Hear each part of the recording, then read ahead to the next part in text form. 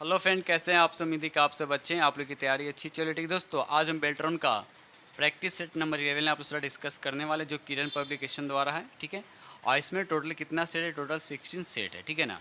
इसमें से हम 10 सेट अपलोड कर चुके हैं। आप नहीं देखें तो प्लेलिस्ट में जाकर देख सकते हैं। और आज आप लोग सर हम डिस्कस करने वाले हैं सेट नंबर 11, और इसके साथ ट्यूटोरियल द्वारा प्रकाशित वॉल्यूम 1 कंप्लीट हो गया, जिसमें 15 सेट था, कंप्लीट करवा दिया गया है। और वॉल्यूम 2 में 5 सेट करा दिए गए। अगर आप नहीं देखें तो प्लेलिस्ट में जाकर देख सकते हैं। साथ ही साथ प्लेटफॉर्म का भी करा दिया गया, उसका भी प्लेलिस्ट बना हुआ है, आप वहां से जाकर प्रैक्टिस कर सकते हैं। ठीक है, तो आज हम आप लोग से डिस्कस करने वाले हैं किरण पब्लिकेशन का सेट नंबर 11। चलिए रहा क्वेश्चन नंबर आपका फर्स्ट। क्वेश्चन नंबर फर्स्ट कहता है कि एक वर्कशीट सेल में प्रतिशत को 3 दशमलव अंकों के साथ प्रदर्शित करने के लिए फॉर्मेट किया जाता है। यदि उस सेल में इनपुट मान ये दे रखा है तो प्रदर्शित मान कितना होगा, बताइए। तो यहाँ पर सही आंसर हो जाएगा आपका 123.4567, जो इसका सही आंसर हो जाएगा। ये रहा अगला प्रश्न की क्वेश्चन नंबर आपका 2। कहता है कि MS वर्ड में उसके बाद डैश दे रखा, दबाकर स्पेलिंग और ग्रामर जांच शुरू की जा सकती है, बताइए किसके द्वारा। तो यहाँ पर सही आंसर हो जाएगा आपका F7। याद रखिएगा, F7 के द्वारा क्या किया जाता है? ग्रामर या स्पेलिंग चेक किया जाता है। अब यहाँ पर देखिए दे रखा आपका F9। F9 क्या होता है?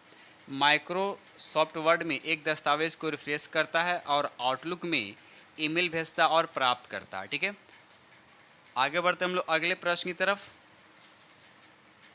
ये रहा अगला प्रश्न की क्वेश्चन नंबर आपका 3।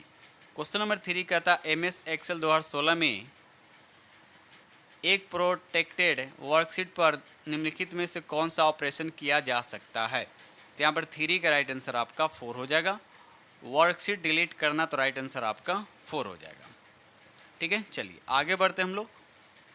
ये रहा अगला प्रश्न की क्वेश्चन नंबर आपका यहाँ पे 4। कहता है कि मेन डॉक्यूमेंट्स में डेटा को मर्जिंग करने के लिए हम उसके बाद दे रखा है क्या उपयोग करते हैं, तो किसका उपयोग करते हैं। तो यहाँ पर डेटा सोर्स का, तो राइट आंसर आपका यहाँ पर 1 हो जाएगा।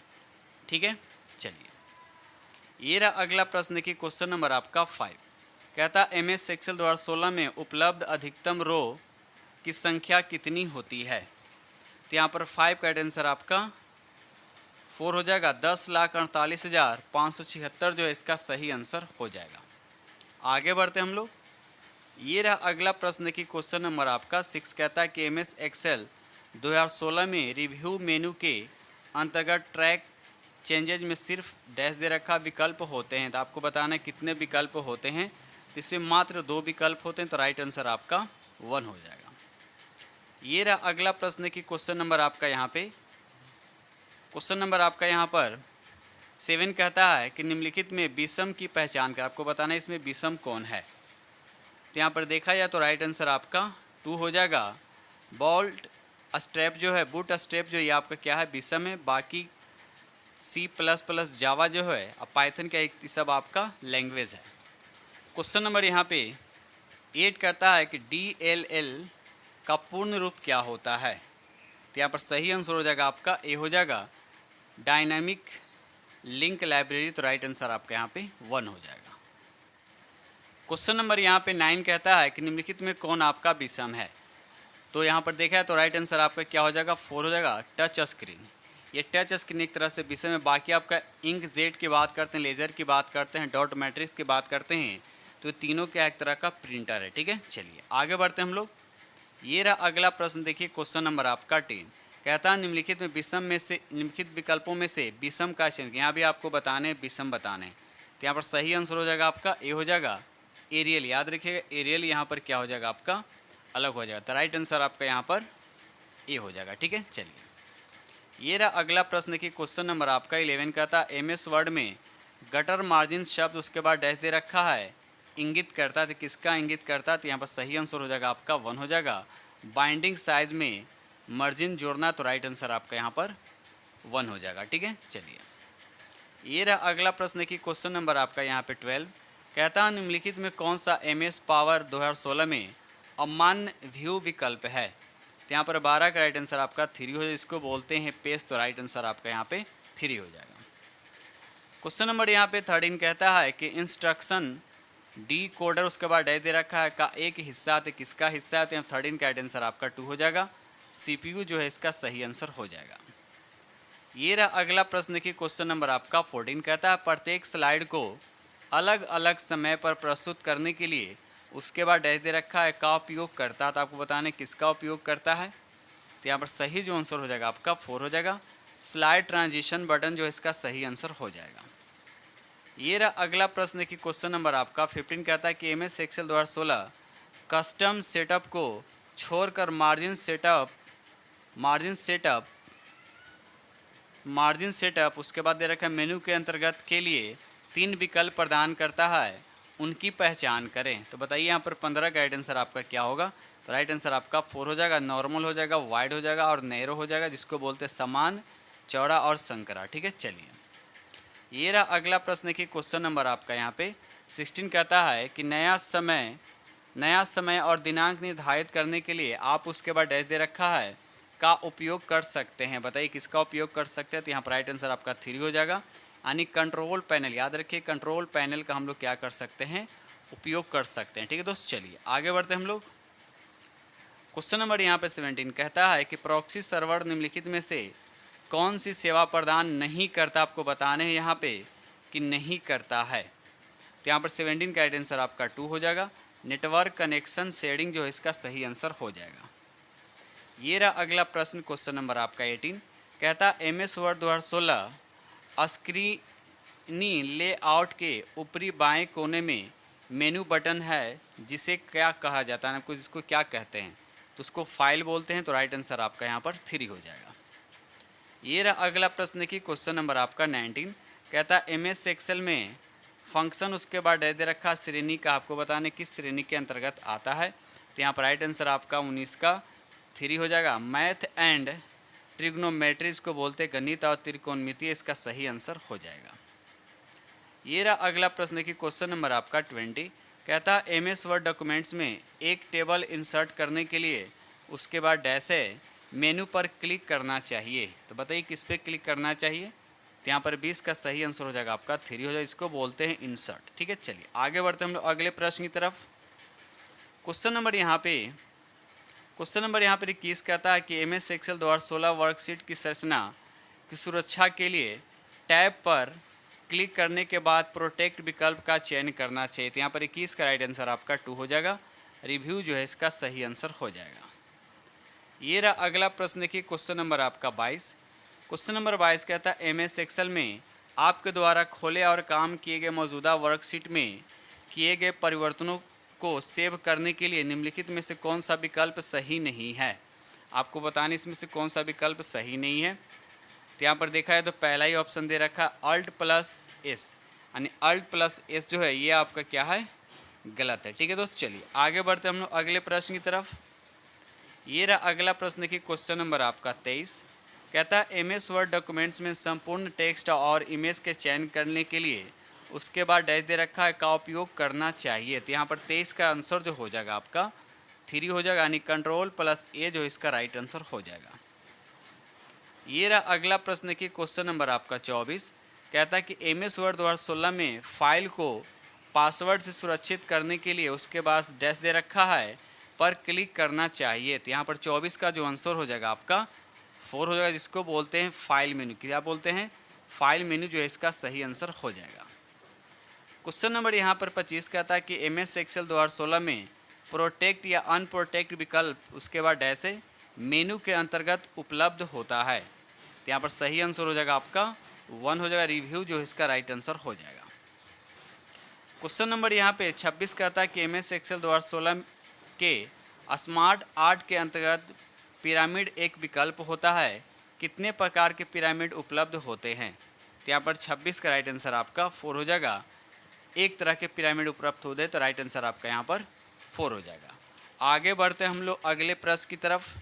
ये रहा अगला प्रश्न की क्वेश्चन नंबर आपका 27। क्वेश्चन नंबर 27 कहता है कि MS एक्सेल में कंजुकेटिव रो के कई सूत्रों को दूसरे जगह मल्टीपल रो में कॉपी करने के लिए क्या करते हैं। तो पहला दे रखा वांछित रो का चयन करें और Ctrl+F के बाद Ctrl+P दबाती है। ये स्टेट क्या आपका गलत है। वांछित रो का चयन करें और कंट्रोल प्लस भी के बाद कंट्रोल प्लस सी, तो पहले कॉपी होता है, तो ये आपका क्या भी गलत हो गया। आगे देखते हैं ऑप्शन 3 में लिखा हुआ है कि वांछित रो का चयन करें, कंट्रोल प्लस ए के बाद कंट्रोल प्लस भी। देखिए कंट्रोल प्लस से क्या सिलेक्ट होता है, ठीक है, उसके बाद कॉपी करेंगे ना या कट करेंगे, उसके बाद पेस्ट, भी आपका क्या हो गया, गलत हो गया।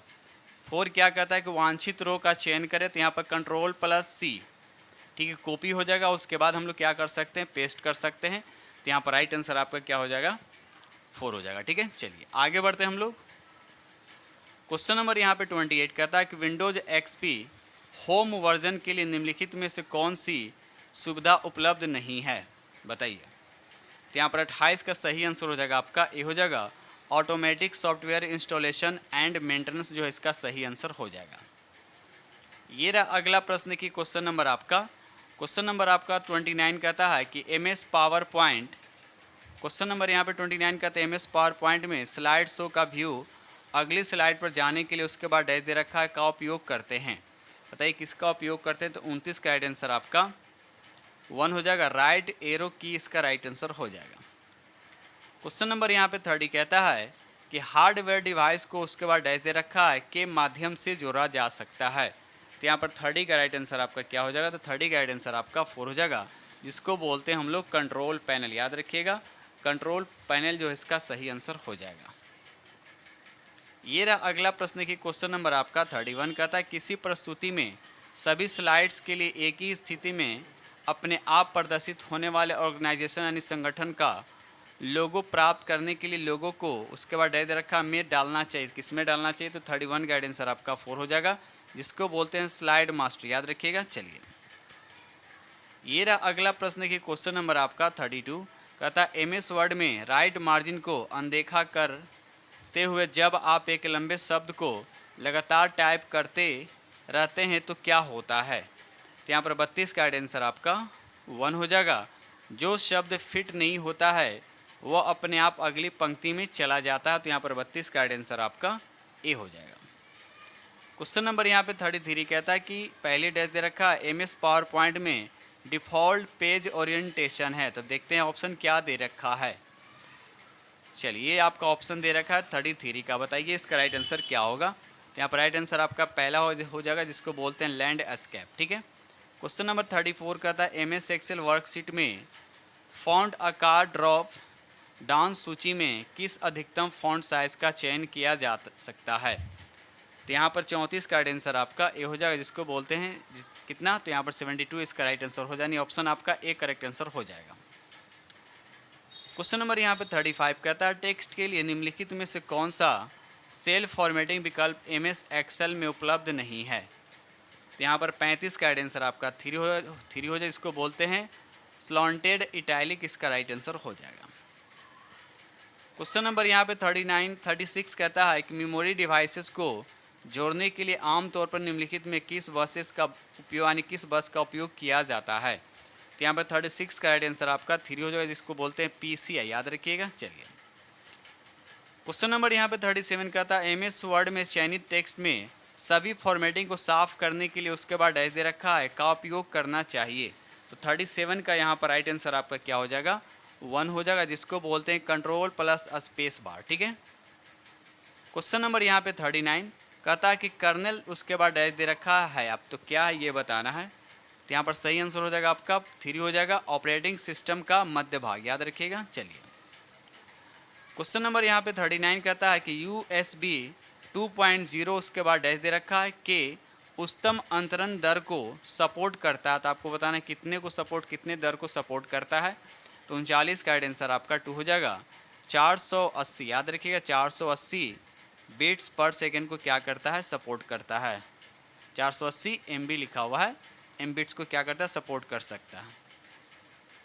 क्वेश्चन नंबर यहाँ पे 40 कहता है कि सेल साइज के अंतर्गत एरो का फॉर्मेटिंग करते समय रो हाइट के अलावा MS एक्सेल 2016 में निम्नलिखित में से कौन सा विकल्प भी उपलब्ध होता है, बताइए। तो यहाँ पर 40 का राइट आंसर आपका 3 हो जाएगा, जिसको बोलते हैं ऑटो फिट रो हाइट, याद रखिएगा क्या बोलते हैं, ऑटो फिट रो हाइट, इसका राइट आंसर हो जाएगा।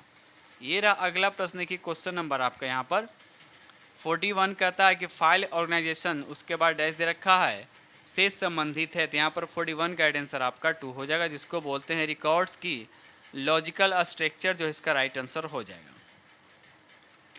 ये रहा अगला प्रश्न की क्वेश्चन नंबर आपका 42, कहता है ट्रिपल डब्ल्यू ब्राउजिंग के लिए, उसके बाद डैश दे रखा है, प्रोटोकॉल का उपयोग किया जाता है।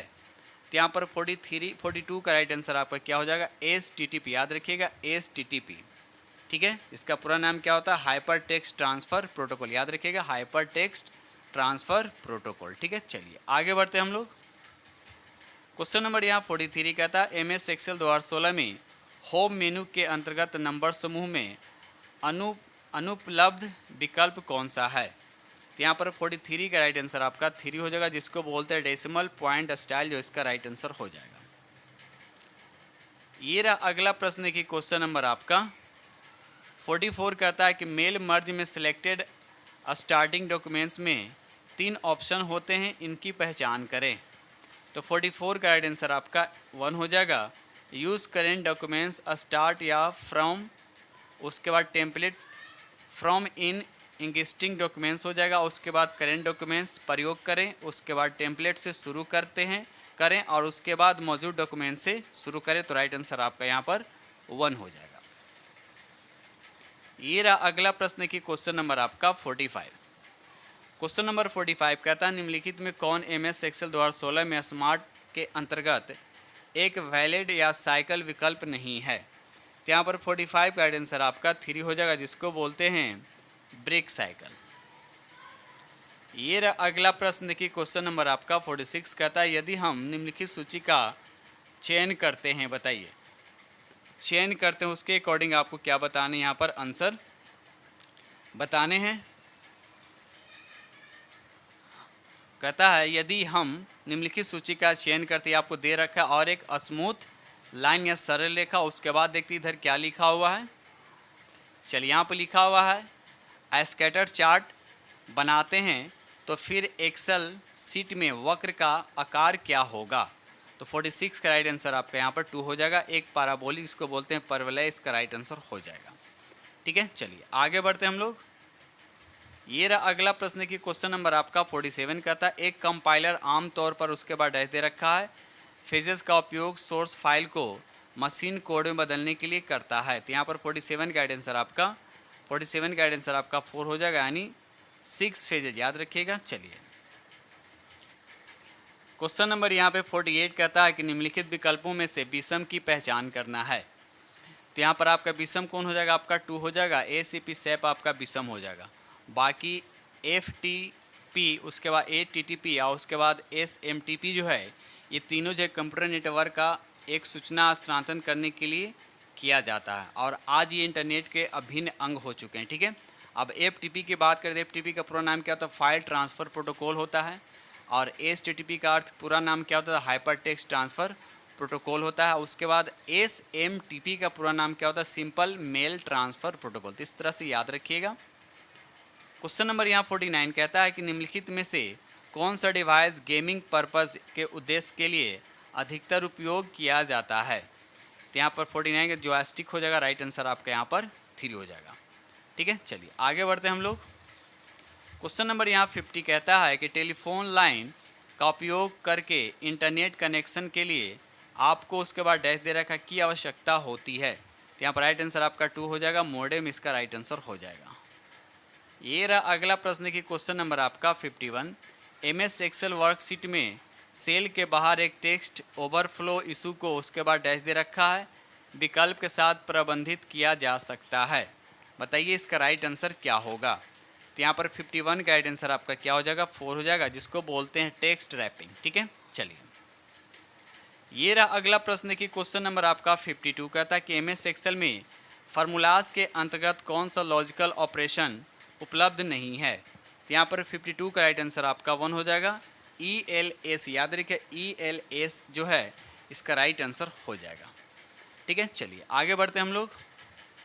ये रहा अगला प्रश्न की क्वेश्चन नंबर आपका 53, कहता है एक लोड उसके बाद डैश दे रखा है के लिए जिम्मेदार होता है, तो कौन जिम्मेदार होता है। तो यहाँ पर राइट आंसर आपका 4 हो जाएगा।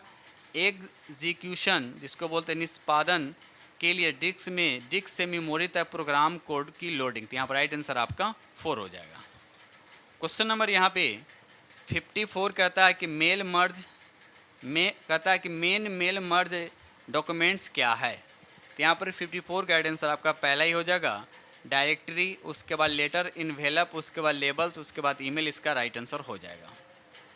ये रहा अगला प्रश्न की क्वेश्चन नंबर आपका 55 कहता है कि एमएस एक्सेल में डिफ़ॉल्ट का मान से स्तंभ की चौड़ाई 2.0 सेंटीमीटर करने के लिए क्या करते हैं। तो यहाँ पर 55 का आंसर आपका 1 हो जाएगा।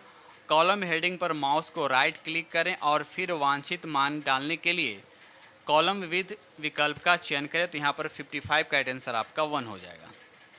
ये रहा अगला प्रश्न की क्वेश्चन नंबर आपका 56 कहता है मेल मर्ज के संबंध में निम्नलिखित में से कौन सा एक लेवल में डिफ़ॉल्ट फील्ड नहीं है। तो यहाँ पर 56 का राइट आंसर आपका क्या हो जाएगा 2 हो जाएगा, जिसको बोलते हैं पिन।